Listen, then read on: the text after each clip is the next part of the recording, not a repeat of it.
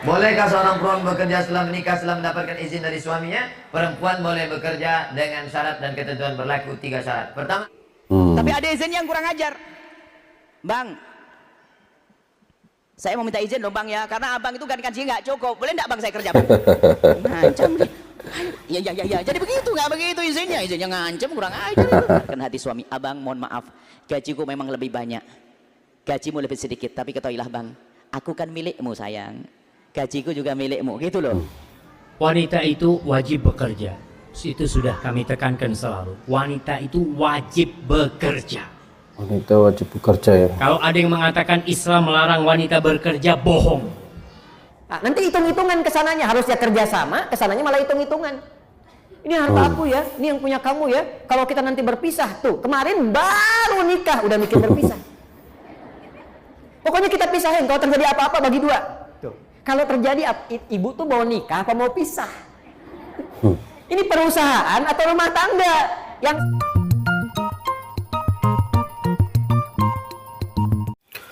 Assalamualaikum warahmatullahi wabarakatuh. Bagaimana kabarnya teman-teman semua? Semoga sehat selalu dan tetap dalam lindungan Allah Subhanahu wa taala, dijauhkan dari berbagai mara bahaya dan juga dari berbagai macam penyakit. Amin ya rabbal alamin. Baik ya, berjumpa kembali bersama kami dengan channel yang membahas mengenai kajian-kajian dan juga hukum-hukum Islam yang akan disampaikan oleh ustadz-ustadz yang telah admin kumpulkan dalam video ini. Baik ya, untuk kesempatan kali ini admin akan membahas mengenai hukum istri yang bekerja. Hukum istri yang bekerja di luar rumah ya, misalkan sebagai karyawan atau sebagai guru atau sebagai pedagang misalkan ya, kerja yang di luar rumah ya, atau mencari nafkah.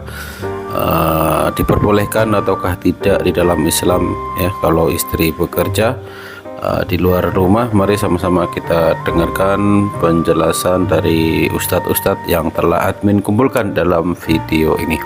Baik, yang pertama kita dengarkan penjelasan dari Ustadz Abdul Somad ya, bagaimana penjelasan beliau mengenai hukum istri yang bekerja di luar rumah, diperbolehkan ataukah tidak? Mari sama-sama kita dengarkan. bolehkah seorang perempuan bekerja setelah menikah setelah mendapatkan izin dari suaminya? Perempuan boleh bekerja dengan syarat dan ketentuan berlaku 3 syarat. Pertama, izin suami. Izinnya mesti murni. Banyak juga suami mengizinkan istri karena dia ditekan. Abang kalau terizinkan jangan. Yang kedua, menutup aurat, tidak solek-solek jahiliyah. Jangan bekerja ke kantor pakai solek, make muka putih, tangan hitam. Udah Kelly Goinci, lipstick tebal minta ampun. Sampai di kantor orang ketawa, awak ketawa. Orang senyum, awak senyum. Rupanya yang disenyumkan orang, awak lupa salah pakai. Kanan hijau, kiri. Pertama, izin suami. Yang kedua, jangan solek-solek jahiliyah. Yang ketiga, jangan bercampur aduk laki-laki yang tak mahram. Kalau ada tugas keluar kota, ada suami, ada koordinat, ada koordinator, ada kawan, ada sahabat. Nah, ini boleh. Baik, itu tadi ya penjelasan dari Ustadz Abdul Somad ya mengenai hukum istri yang bekerja di luar rumah ya, sudah beliau jelaskan. Baik, selanjutnya kita dengarkan penjelasan dari Buya Yahya ya. Bagaimana penjelasan dari Buya Yahya mengenai hukum istri yang bekerja di luar rumah ya, atau wanita karir lah bahasanya. Baik, kita dengarkan sama-sama penjelasan dari beliau. wanita karir boleh dengan 5 catatan. Wanita karir boleh. Pertama, izin dan restu dari suami. Izinnya izin yang benar. Izinnya izin cuma satu, abang bener bang, boleh enggak saya kerja bang, begitu. Tapi ada izin yang kurang ajar. Bang, saya mau minta izin dong bang ya, karena abang itu kan gaji nggak cukup. Boleh enggak bang saya kerja bang? Ngancam dia. Ya. Jadi begitu nggak begitu izinnya? Izinnya ngancam, kurang ajar. Izin yang santun. Saya paham banyak orang izinnya salah, saya ngerti. Makanya saya ngomong begini, saya di alam nyata itu, saya bukan khayal ini. Abang ini banyak utang bang, abang nggak cukup semuanya bang, saya kerja ya, boleh enggak? Kata Buya harus izin. Tapi izinnya jangan kasar begitu dong. Izin yang penuh kelembutan. Abang mohon maaf, bener bang ada yang izini. Yang kedua, pekerjaannya terhormat sesuai dengan kemuliaan seorang wanita muslimah. Pekerjaannya halal dulu. Yang ketiga, pekerjaan tersebut adalah tidak bertentangan dengan kehormatan seorang wanita muslimah. Yang keempat, tidak menjadikan kewajiban yang lain termasuk pada anak berantakan. Artinya pastikan kerjaan Anda sambil bisa mantau. Yang kelima, ini yang terpenting ternyata. Yang kelima adalah pastikan kalau suatu ketika benar-benar sukses, Anda semakin tawadhu kepada suami. Ini yang sebab banyak yang perempuan yang banyak menjanda itu kan yang banyak duit. Punya masalah sedikit, cerai, aku bisa bayar. Akhirnya nyesel dia. Karena sombong dia. Di saat seorang istri adalah tidak punya pekerjaan dan sebagainya, dia mau minta cerai nggak berani. Akhirnya akur lagi, punya anak lagi, kan gitu. Coba kalau suami istri punya duit, punya karir, wah, di saat punya masalah dengan suaminya langsung aku bisa bayari, cepat cerai dia. Sombong dia. Hati-hati. Jika ternyata dirimu ternyata lebih banyak rezekimu dari suamimu, maka harus semakin tawadhu. Semakin tawadhu kepada suami, ini akan selamat. Jangan sombong kepada suami, apalagi marah-marah kepada suami, karena biasanya merasa dia lebih tinggi dari suami, menjadi sombong. 5 syarat baru boleh kerja, nggak ada masalah ya, terhormat, halal ya, dapat izin suami, tugasnya kan. Yang terakhir, jangan jadi sombong ya, kan gitu loh, jangan sombong. Bahkan kalau seandainya suaminya nggak punya nafkah, nggak ada masalah, yang penting Anda cukup. Jangan langsung bilang sudah punya duit masih marah-marah dengan suami. Yang banyak seperti itu wanita karir, ternyata setelah dia sukses suaranya semakin lantang kepada suami, suaminya semakin mengkerut. Kasihan, kelihatannya sih gagah, brewok, kayak gitu, tapi ternyata masya Allah nggak begitu. Kalau suamimu wahai wanita yang solehah, rizkinya kok lebih banyak dirimu, ketahuilah, besarkan hati suami. Abang mohon maaf, gajiku memang lebih banyak, gajimu lebih sedikit, tapi ketahuilah bang, aku kan milikmu sayang, gajiku juga milikmu, gitu loh. Indah sekali. Baik, itu tadi ya penjelasan dari Buya Yahya mengenai hukum istri yang bekerja di luar rumah ya, sudah beliau jelaskan dengan detail. Baik, selanjutnya kita dengarkan penjelasan dari Ustadz Syafiq Riza Basalamah. Bagaimana penjelasan beliau mengenai hukum istri yang bekerja di luar rumah. Apa hukumnya istri bekerja di luar rumah tapi pekerjaannya jadi guru PAUD atau TK Islam? Barakallahu fikum ya. Pertanyaan yang bagus sekali. Wanita itu wajib bekerja. Itu sudah kami tekankan selalu. Wanita itu wajib bekerja. Wanita wajib bekerja ya. Kalau ada yang mengatakan Islam melarang wanita bekerja, bohong. Islam mewajibkan wanita bekerja, tapi di rumah. Wajib bekerja. Antum bisa bayangin kalau perempuan cuma duduk-duduk di rumah, nggak ngerjakan apa-apa. Ya. Jadi jangan berpikir wanita di rumah masak, wanita didik anaknya, ngajarin anaknya, melayani suaminya, bersih-bersih rumah, mandikan anaknya, menyetrikakan baju suami. Itu bukan bekerja.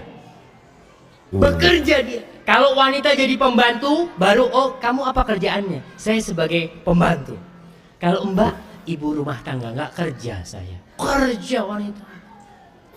Cuma ada aturannya bekerja. Di rumah itu kerjaan rumah. Bagaimana nih pertanyaannya, istri bekerja di luar rumah. Istri boleh bekerja di luar rumah dengan beberapa persyaratan. Yang pertama, izin suami.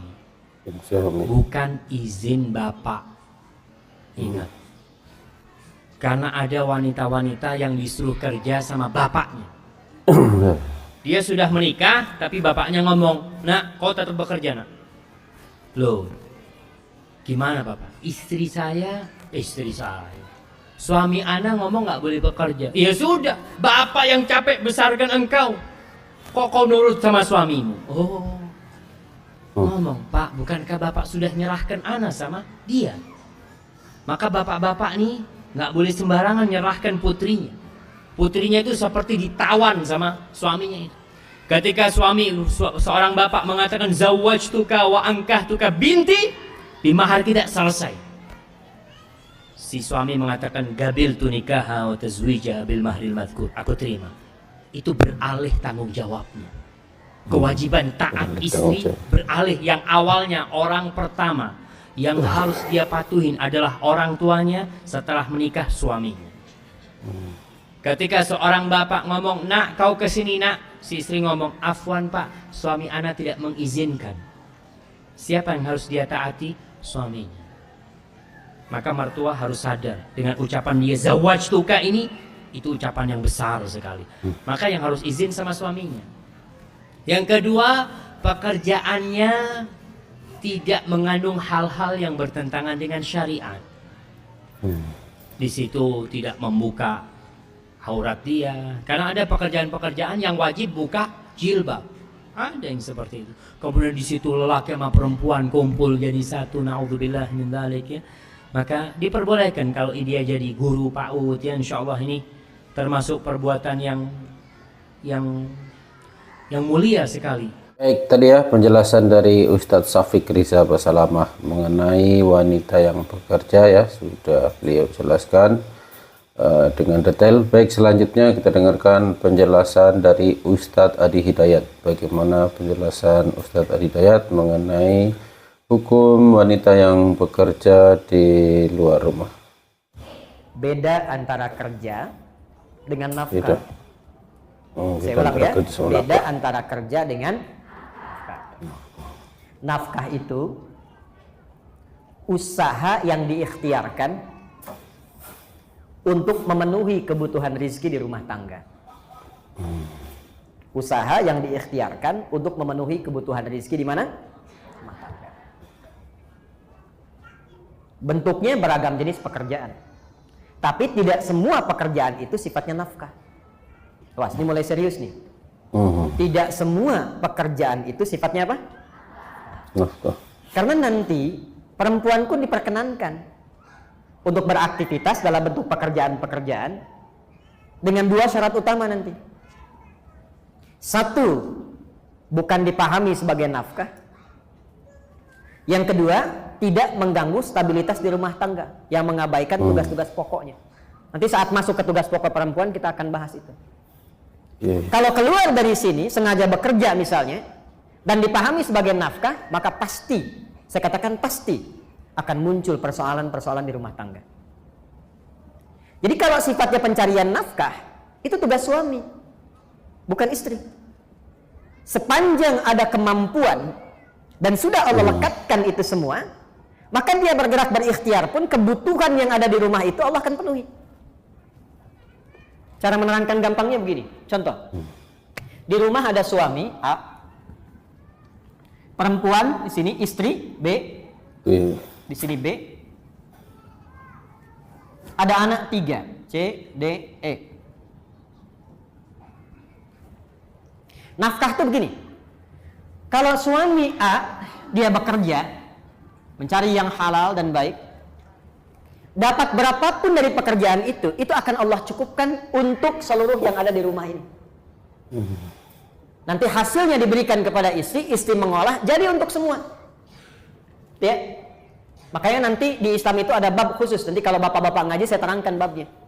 Bagaimana suami bisa mensupport mencari rizki yang baik, yang mencukupi, bahkan menyenangkan untuk istri sehingga mudah untuk mengolahnya. Tapi karena ini kajiannya untuk ibu, saya ingin katakan, suami dapat berapapun diberikan kepada istri, itu Allah akan buat cukup untuk sekeluarga. Sebaliknya, kalau istri memaksa, memahami untuk bekerja sebagai nafkah ke sini, maka sebanyak apapun yang dibawa ke rumah itu tidak akan pernah menjadi cukup untuk kebutuhan keluarga. Dan selalu akan lahir persoalan-persoalan di dalamnya. Jelas? Zaman Nabi perawat ada yang jadi perawat. Yang jadi guru ada. Karena memang ada sifat-sifat pekerjaan yang memang mutlak perempuan ada di situ. Yang mengandung siapa? Yang melahirkan siapa? Perempuan. Masa yang periksa laki-laki? Saya ulang. Yang mengandung siapa? Yang melahirkan siapa? Anu ngababarkeun saha? Istri, perempuan, ibu. Kok yang periksa laki-laki? Makanya di sini perempuan jadi perawat, perempuan jadi bidan, perempuan jadi dokter. Perempuan jadi guru boleh tidak? Boleh. Sayyidah Aisyah radhiyallahu taala anha ummul mukminin guru, pengajar, bahkan ada murid dari kalangan laki-laki pakai hijab tertentu. Jadi guru boleh. Ya. Jadi pengajar boleh. Jadi dokter boleh. Silahkan. Sepanjang nanti ada bagian-bagian yang tidak boleh kemudian masuk ke dalamnya karena itu bagian laki-laki. Kalau ibu ingin menyalurkan profesi misalnya, ada bakat tertentu mengajar, silahkan. Tapi jangan jadikan pengajaran itu bagian dari pencarian nafkah. Jelas? Nah, nanti hitung-hitungan kesananya, harusnya kerjasama, kesananya malah hitung-hitungan. Ini harta aku ya, ini yang punya kamu ya. Kalau kita nanti berpisah, tuh kemarin baru nikah, udah mikir berpisah. Pokoknya kita pisahin, kalau terjadi apa-apa bagi dua. Tuh. Kalau terjadi, ibu tuh mau nikah apa mau pisah? Ini perusahaan atau rumah tangga yang sahamnya dibagi-bagi. Jadi nggak jalan, zauj akhirnya tidak berjalan. Kan nikah itu azwaja. Wa min ayatihi an khalaqalakum min anfusikum azwaja. Jadi partnershipnya bersama-sama menata keluarga, bukan membagi-bagi untuk berpisah. Ya, irhamukillah. Paham sampai sini? Suami mulai melibatkan istri dalam bisnis, dalam dagangnya. Atau kadang-kadang istri inisiatif nyusul suami pengen sama-sama dagang. Terjadi nggak sekarang? Kan? Kayaknya, Pak, Mama buka ini aja deh, gitu ya. Bapak ke kantor, Mama pengen buka ini. Salah tidak? Salah tidak? Sampai di sini, hadisnya tidak menyoal. Ibu mau dagang? Silahkan. Ibu mau berniaga? Silahkan. Tapi yang jadi persoalan adalah ketika sudah mulai merasa sukses, baik dan seterusnya, istri naik posisi dan merasa melebihi suami, dan disitulah kemudian mengambil tanggung jawab nafkah dalam kehidupan rumah tangga. Muncul persoalan. Baik, itu tadi ya penjelasan dari Ustadz Adi Hidayat ya mengenai hukum istri yang bekerja. Sudah beliau jelaskan, dan juga Ustadz-Ustadz yang telah admin kumpulkan dalam video ini ya sudah menjelaskan tadi dari awal sampai akhir. Mudah-mudahan bermanfaat bagi kita semua, sehingga dapat kita terapkan dalam kehidupan kita. Dan buat teman-teman yang mau berdiskusi, silahkan tulis di kolom komentar. Terima kasih. Wassalamualaikum warahmatullahi wabarakatuh.